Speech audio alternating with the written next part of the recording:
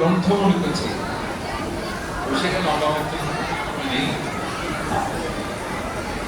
আমাদের এই কোরআন বিজ্ঞানীরা থেকে অবাক পেয়েছে, ভাষা বিজ্ঞানে অবাক, মেডিকেল সায়েন্টিস্টরা অবাক পেয়েছে।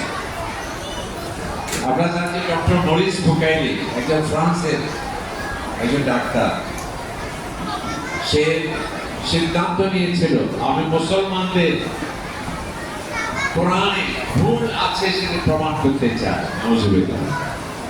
উনি তখন আরবি শিখলেন এবং তিনি বললেন আমার মেডিকেল সাইড থেকে মানব সৃষ্টির সম্পর্কে যে কোরআনে কোনো বক্তব্য থাকে সেটি অবশ্যই আমাদের মেডিকেল সায়েন্সের সাথে সাংঘর্ষিক হবে। কারণ কি, আমাদের মেডিকেল সায়েন্স, অ্যানাটমি, ফিজিওলজি যেগুলো ওরা পড়ে থাকে এগুলো বয়স কত 100, 200, 300, আর কোরআন 1500 বছর। এই জন্য উনি বললেন যে আমি অনেকটা নিশ্চিত ছিলাম যে আমার মেডিকেল সায়েন্সের আলোকে মানব সৃষ্টির সম্পর্কে বক্তব্য যদি থাকে সেখানে দুটি উচ্চিতি হয়তো বা আমি পেতে পারি। কিন্তু তিনি অবাক করেন, তিনি আরবি শিখলেন, কোরআনের উপর গবেষণা করলেন, মানব সৃষ্টির সম্পর্কে সমস্ত আয়াত এক জায়গায় নিয়ে আসলেন। এরপর তিনি বললেন আমি অবাক হলাম যে কোরআনের আয়নায় আমার ভুল ধরা পড়বে, কোরআনের কোনো ভুল সেটি হতে পারে না। এই জন্য আল্লাহ তাআলা বলছেন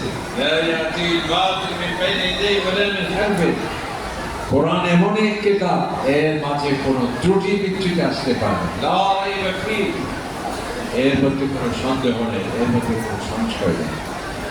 সুতরাং এই কোরআন আমাদের ছাত্ররা পড়ে থাকে এবং আজকে বিজ্ঞানের সাথে অবাক, সমুদ্র বিজ্ঞানী বলে, সমাজ বিজ্ঞানী বলে, তারা কোরআনে পাক পড়ে অবাক হয়ে যায় যে এটা কি ধর্মীয় গ্রন্থ, এখানে তো সমস্ত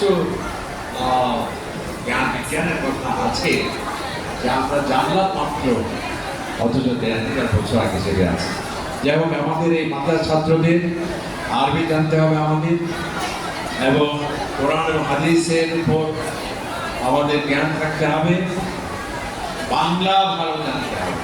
কারণ আমরা যে কোরআন পড়ছি এটি কেন মানুষকে দাওয়াতি কার্যক্রম, একটা দায়ী হতে হবে মাদ্রাসার ছাত্র, এবং সবচেয়ে আল্লাহ তাআলার কাছে সম্মানিত ব্যক্তিকে ওই ব্যক্তির মতো উত্তম ব্যক্তি হতে পারে না যে মানুষকে ইসলামের দিকে আহ্বান করে, কোরআনের দিকে আহ্বান করে, সত্যের দিকে আহ্বান করে।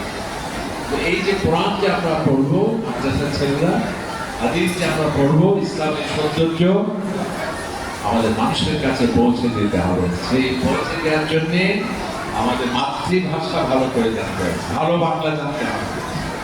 আমি যদি আঞ্চলিক ভাষার প্রভাব থাকে, আমাদের চট্টগ্রামের আঞ্চলিক ভাষায় পড়লে কি আপনারা বুঝবেন? কোথায় যদি কেউ ওয়াজ করে ঢাকায় গিয়ে মানুষ বুঝবে? এই জন্যে আমাদের ছাত্ররা বিশুদ্ধ বাংলা, আপনারা অবাক হবেন দারুল আলিয়া মাদ্রাসা